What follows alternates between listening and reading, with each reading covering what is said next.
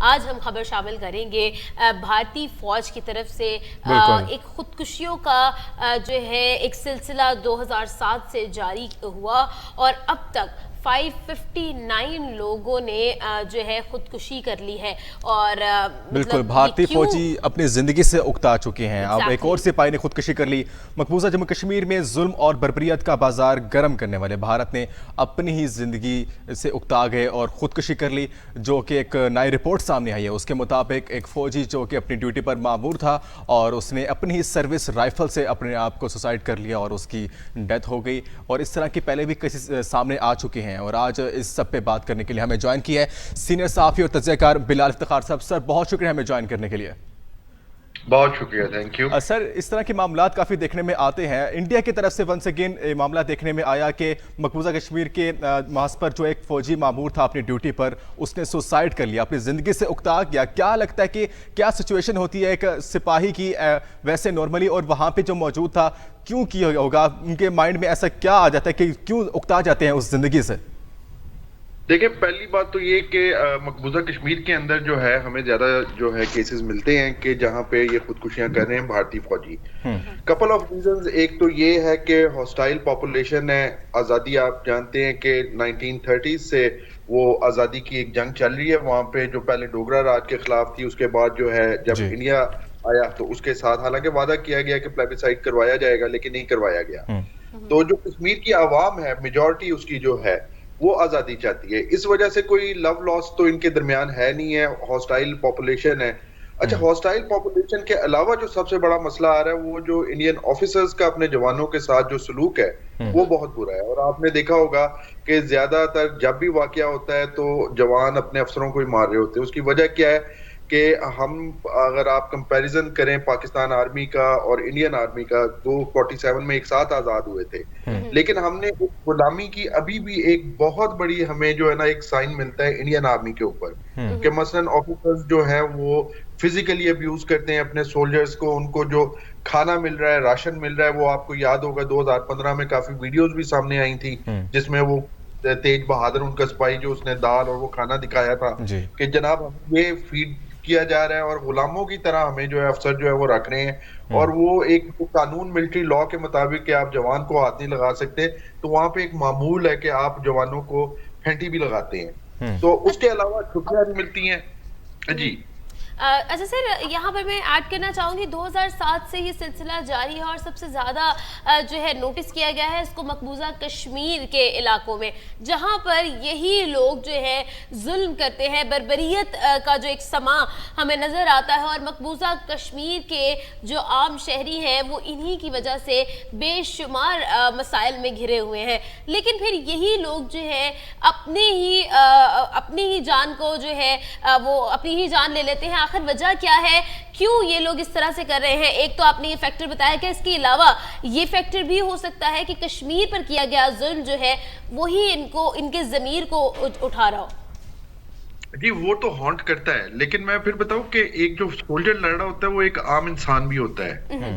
Civil से आया होता है, उसके माँ बाप, उसके बीवी बच्चे जो है सिविलियंस ही होते हैं। अब हम जब से मोदी आया है और मोदी के आने के बाद देख रहे हैं कि ये इन वाकयात के अंदर जो है ना इजाफा हुआ है। उसकी वजह ये एक हिंदुस्तान जो है माइनॉरिटीज के लिए, निचली जातों के लिए एक बहुत ज्यादा जो है ना गुंतानमो बे की तरह जगह बन गया है, जहाँ पे मुस्लिम हों या फिर आपके शूदर हों, दलित हों, उनके साथ जिस तरीके से सलूक हो रहा है। तो पीछे जब एक फौजी देखता है कि घर के अंदर मसला है, गुर्बत है, छुट्टी मुझे नहीं दी जा रही है, अब्यूज मुझे किया जा रहा है और मुझसे जो काम करवाया जा रहा है वो काम ऐसा करवाया जा रहा है जिसके अंदर जुल्म शामिल है, लोगों को मैंने मारना है, उनके साथ ज्यादती करनी है। तो ऑब्वियसली एक ऐसा खास जो है, क्योंकि जब आप डिफेंसिव माहौल में होते हैं ना, डर के माहौल में होते हैं, तो आपका माइंड ज्यादा सैडिज्म की तरफ और ज्यादा जो उसे कहते हैं कनूतियत की तरफ जो है ना होता है। हमने देखा कि एक तो जुल्म बहुत करते हैं, अच्छा जुल्म करते हैं, सैडिज्म इनके ऊपर आ गया है।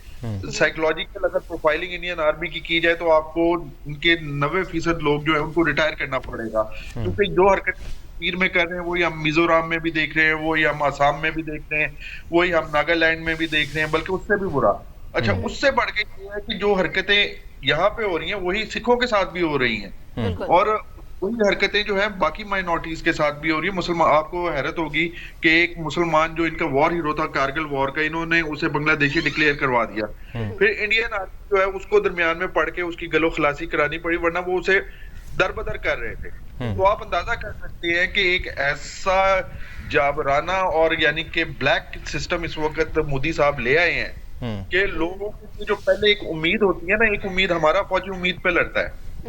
हम जब अपनी फौज की तरफ देखते हैं, कंपैरिजन करते हैं, तो एक उम्मीद होती है कि हम बेहतरी की तरफ जा रहे हैं। हम पाकिस्तान आर्मी अपने फौजी को लुक आफ्टर करती है, अपने जवान को लुक आफ्टर करती है। लेकिन इंडियन आर्मी करप्शन, आपको पता है कि इनके कई जनरल्स, लेफ्टिनेंट जनरल्स जो हैं वो भी करप्शन के ऊपर कोर्ट मार्शल हो चुके हैं। तो वहां पे हालात लोअर रैंक्स के लिए बहुत बुरा है, और इसी वजह से हम जो ये वाकयात हो रहे हैं ये लोअर रैंक्स में हो रहे हैं। अभी तक आपने किसी ऑफिसर का नहीं सुना होगा कि उसने इस तरह की कोई हरकत की हो। अच्छा सर, इसमें रिपोर्ट जो आ रही है इस पर दोबारा बात कर लेते हैं। एक्चुअली कश्मीर का इशू जो कि इशू है, एक्चुअली हम भी दुआ गो हैं कि वो मसला हल हो जाए कश्मीर का। लेकिन इसके अलावा बात करें अगर गवर्नमेंट जॉब्स के हवाले से, आर्मी के हवाले से जो जॉब कर रहे हैं लोग, आप क्या समझते हैं कि उसकी लाइफ क्या इतनी मुश्किल होती है, क्या इतने आवाज़ार हो जाते होते हैं कि वो मुख्तलिफ बीमारियों का शिकार हो जाते हैं या खुदकशी के दहाने पर पहुँच जाते हैं? आपको क्या लगता है, क्या इतनी मुश्किलात होती है हमारे गवर्नमेंट सेक्टर में? सर बिल्कुल होती हैं। आप एक वॉर जोन के अंदर हैं, और वॉर जोन के अंदर आपको पता है कि आपकी पूरी पॉपुलेशन आपके हॉस्टाइल है। तो ऊपर से आपके पास कोई इंसेंटिव भी नहीं है कि आपको पता हो कि मेरी हुकूमत मेरा बड़ा साथ देगी। अगर आप मुस्लिम हैं तो आपके लिए क्या है, वो तो आपको पता है कि वो तो कुछ भी नहीं होना है। ऊपर से अगर आप दलित हैं, आपके ऊपर कर्जे हैं। आपको पता है कि इंडिया दुनिया के अंदर वाहिद मुल्क है जहाँ पे सबसे ज्यादा फार्मर्स जो हैं वो हर साल जो है खुदकुशी करते हैं। ज्यादातर फौजी कौन है, ये वो उन्हीं फार्मर्स के बच्चे हैं जो अपने वो कर्ज उतारने के लिए, अपने सहूलियात के लिए जब यहाँ पे आते हैं, और यहाँ पे भी अपने आप को बंद गली में पाते हैं। आप देखें ना, बड़ी एक बात करते थे इनके जो अभी फौत हुए हैं CDS Bipin Rawat, 2 frontal war. China आया है, चाइना ने क्या किया है? चाइना ने वो ग्रे जोन ऑपरेशन एक ही हुआ है जो वहां पे गुलवान में हुआ है। उसके बाद तबीयत साफ कर दी इन्होंने, फौरन वहां पे 2-3 कुरें जो ऊपर पहुंचाई हैं LAC के ऊपर। उनके पास जो है कपड़े पहनने के प्रॉपर नहीं है, शेल्टर पूरे नहीं है। तो आप मुझे बताएं, आप मौसम से लड़ रहे हैं, आप खौफ से लड़ रहे हैं, आप मल्टीपल चीजों से लड़ रहे हैं, और आपकी गवर्नमेंट सिर्फ आपको एक्सप्लॉइट करना चाह रही है। वो आपको जो है सिर्फ मोटिवेट करके भट्टी में झोंक रही है। तो क्या सिचुएशन होगी? आपके भी बच्चे हैं ना, उस फौजी के भी बच्चे होंगे। अच्छा बिलाल सर, यहाँ पे मैं ऐड करना चाहूंगी, आई एम सॉरी मैंने आपको इंटरप्ट कर दिया। इंडिया की अगर हम बात करें तो इंडिया अपने आप को एक सेकुलर स्टेट कहता है। फिर उसके बाद अगर हम उनकी डेमोक्रेसी की बात करें तो PM मोदी की ही जो गवर्नमेंट है वो पिछले 2 टेन्योर्स जो थे वो PM मोदी ने ही रूल किए, और अगला भी जो है अवाम के अंदर उनकी एक्सेप्टेंस बहुत ज्यादा है। एक तरफ तो ये फैक्टर है, दूसरी तरफ हम देखें तो माइनॉरिटीज के साथ जो सिचुएशन हमें सामने आती है, और उसके बाद जो है एक्सेप्टेंस भी बहुत ज्यादा है। माइनॉरिटीज इंडिया में जो है वो वाकई में बहुत ज्यादा है। तो फिर ये सारी सिचुएशन किस तरह से जो है टैकल की जाती है? मोदी की इतनी एक्सेप्टेंस फिर आखिर क्यों है, अगर ये तजाद भी आ रहे हैं तो? देखें जी, मोदी ने जो एक साइकोलॉजिकल इनसिक्योरिटी थी ना हिंदू मेजॉरिटी की, आप के 1000 साल तो मुसलमानों ने हुकूमत की, उसके बाद 150 साल अंग्रेज यहाँ पे कायम रहा, हुकूमत रही। उसके बाद जो लोग आए वो तबका आया जो अंग्रेजों के करीब था। तो मोदी ने बेसिकली जो फायदा उठाया ना, वो हिंदू को ये एहसास दिलाया कि तुम्हारा जो मजहब जो है ना वो बड़े खतरे के अंदर है। इसी के ऊपर उसने राम राज के ऊपर कि हम पुरानी सिविलाइजेशन थी जो नैरेटिव बनाया, उसके अंदर हिंदू नेशनलिज्म का एलिमेंट आ गया। अच्छा, सेकुलरिज्म के ऊपर जो है ना, मैं एक आपको बात बताता चलूं कि गांधी ने किताब लिखी थी इंडिया ऑफ माय ड्रीम। उसके अंदर उसने ये कहा था कि मेरा जो हिंदुस्तान होगा, आजाद हिंदुस्तान होगा, वो हमारी एंशिएंट हिंदू ग्लोरी का तर्जमान होगा।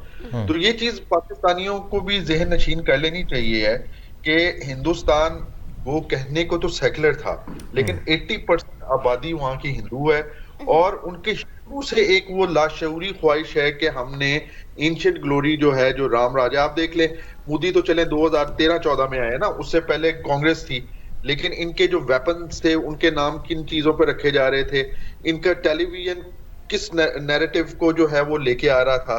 तो दिखावा तो सेकुलरिज्म का था, लेकिन अंदर से हर हिंदू जो है, जो हिंदुस्तान में रहता है, जो एक खास मेंटालिटी का शिकार हो चुका है, वो दोबारा वो एंशिएंट इंडिया चाहता है, वो ये का इंडिया चाहता है जहां पे रामराज वो चाहता है।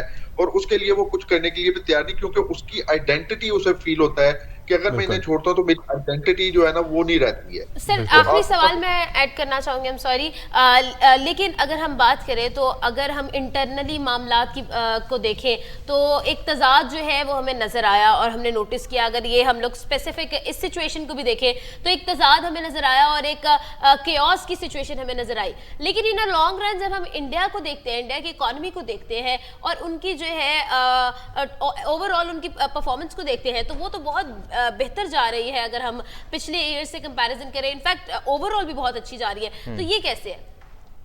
देखिए जी, इंडिया का साइज आप देख लें, 5-6 पाकिस्तान जो है एक इंडिया के अंदर समा सकते हैं, इतना बड़ा वो मुल्क है। जी, नंबर 2 बात, जो साउथ इंडिया जो है ना, साउथ इंडिया को आप हकीकी मानों में कह सकते हैं कि वहां पे सेक्युलरिज्म है, बर्दाश्त है। और अगर आप देखें तो इंडिया की तरक्की के पीछे खास तौर पे सबसे ज्यादा जो हाथ है वो तमिलनाडु, केरला वगैरह का है। और आपको पता है केरला में एक बड़ी तादाद मुसलमानों की भी बस्ती है और हिंदू वहां पे क्रिश्चियंस भी हैं। ये बेसिकली जो हिंदुत्व की आइडियोलॉजी जिसने नॉर्थ को किया हुआ है ना, और आपको पता है इंडिया में बड़ा एक डिवाइड भी है नॉर्थ और साउथ का। नॉर्थ वाले जो है वो जो है कत्लो गारत करी जंग जदल की तरफ ज्यादा माइल है, साउथ वाले इकोनॉमी और तहजीब और वो कल्चर की तरफ ज्यादा माइल है। और आपको मैं बताता चलूं कि ये साउथ की मजबूती को कम करने के लिए इन्होंने आग लगाई थी श्रीलंका के अंदर LTTE और तमिल की, क्योंकि तमिलनाडु के अंदर जो है एक फीलिंग आने लग गई थी कि जिस तरीके से हमें हिंदुस्तानी सरकार एक्सप्लॉइट कर रही है तो हमें आजाद होना चाहिए। DMK की मूवमेंट उसे कहते हैं 50s और 60s में ये चली थी, जिसके बाद इन्होंने सोचा कि यार अगर इन्होंने इलम अपना मुल्क मानते हैं तो ये तो हमारे लिए फेडरेशन के लिए मसला होगा। So they started promoting terrorism in Sri Lanka. तो एक जो आपको डेवलपमेंट भी नजर आ रही है वो साउथ इंडिया में नजर आ रही है। साउथ के ऊपर या आप चले जाएं वेस्ट की ईस्ट की तरफ चले जाएं, बंगाल की तरफ, क्योंकि बंगाल जो है आपको पता है कि एक डेवलप्ड है और वहां पे 15-20 साल जो है कम्युनिस्ट रेजिम जो है उन्होंने जो है वहां पे हुकूमत भी की, एक अच्छी फाउंडेशन है जहाँ पे प्रोग्रेसिवनेस आपको नजर आती है। लेकिन अगर आप आ जाएं, आप बिहार आ जाएं, आप ये झारखंड वगैरह की साइड पे आ जाएं, आप महाराष्ट्र की तरफ आ जाएं, तो यहाँ पे आपको स्वाय तासुब और नफरत के नहीं मिलेगा कुछ, जबकि साउथ के अंदर आपको कुछ और मिलेगा। और हिंदुत्व भी बेसिकली अगर आप देखें तो ये नॉर्थ के इन रियासतों की ही जो है एक जो है पैदावार है। जी ठीक है सर, बिलाल इफ्तिखार साहब बहुत शुक्रिया हमें वक्त देने के लिए, आपका बहुत बहुत शुक्रिया।